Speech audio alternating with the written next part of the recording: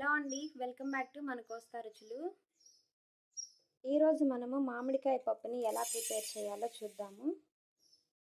ముందుగా ఒక కుక్కర్లోకి 1 కప్పు కందిపప్పును అయితే యాడ్ చేసుకోవాలి. ఇప్పుడు వీటిని బాగా వాష్ చేసుకుందామండి ఒక 3 టైమ్స్. ఇప్పుడు ఒక మీడియం సైజ్ మామిడికాయని తీసుకొని చిన్న చిన్న పీసెస్గా కట్ చేసుకుందాము. ఇలా చిన్న చిన్న ముక్కలుగా కట్ చేసుకున్న తర్వాత వీటిని ఇప్పుడు మనం ముందుగా కడిగి పెట్టుకున్న కందిపప్పులోకి యాడ్ చేసుకుందాము.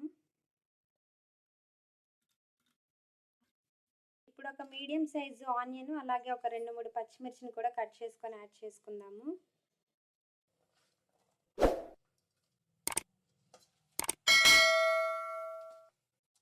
అలాగే ఒక చిన్న టమాటాను కూడా ముక్కలుగా కట్ చేసుకొని వేసుకుందాము.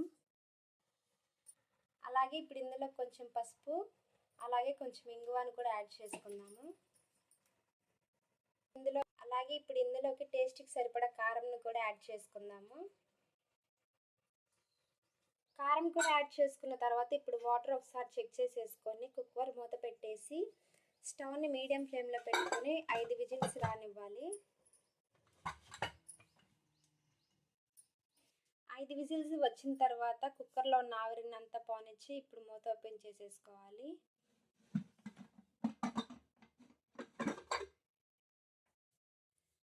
చూసారు కదా, పప్పు అయితే బాగా ఉడికిపోయింది. ఇప్పుడు దీంట్లోకి టేస్ట్కి సరిపడా సాల్ట్ని యాడ్ చేసుకొని పప్పు గుత్తి సహాయంతో బాగా మ్యాష్ చేసేసుకోవాలి.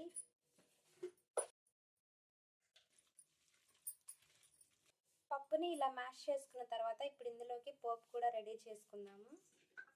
స్టవ్ మీద ఇలా ఒక ప్యాన్ పెట్టేసుకొని ఇందులోకి 2 టేబుల్ స్పూన్ల ఆయిల్ని అయితే యాడ్ చేసుకోవాలి. ఇప్పుడు ఆయిల్ హీట్ అయిన తర్వాత ఇందులోకి పోపు దినుసులను యాడ్ చేసుకోవాలి. అలాగే ఇప్పుడు ఇందులోకి కొన్ని ఉల్లిపాయ ముక్కలను కూడా యాడ్ చేసుకుందాము. ఉల్లిపాయ ముక్కలు ఫ్రై అయిన తర్వాత ఇప్పుడు ఇందులోకి ఎండుమిర్చిని కూడా యాడ్ చేసుకోవాలి. కొంచెం జీలకర్రను కూడా యాడ్ చేసుకోవాలి. అలాగే ఒక 2 రెమ్మల కరివేపాకును కూడా యాడ్ చేసేసుకోవాలి. ఇప్పుడు దీన్ని పప్పులో యాడ్ చేసుకోవాలండి.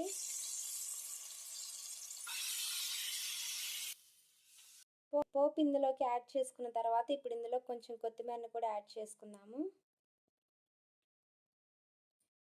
ఇంకింతేనండి మామిడికాయ పప్పు ప్రిపేర్ చేసుకోవటం. మీరు కూడా ట్రై చేయండి, ఎలా వచ్చిందో నాతో అయితే షేర్ చేసుకోండి. అంతకంటే ముందుగా మీరు ఈ వీడియోని లైక్ చేయండి, షేర్ చేయండి. మన ఛానల్ని ఎవరైనా ఫస్ట్ టైం చూస్తున్నట్లయితే సబ్స్క్రైబ్ చేసుకోవడం మాత్రం మర్చిపోకండి. Thanks for watching.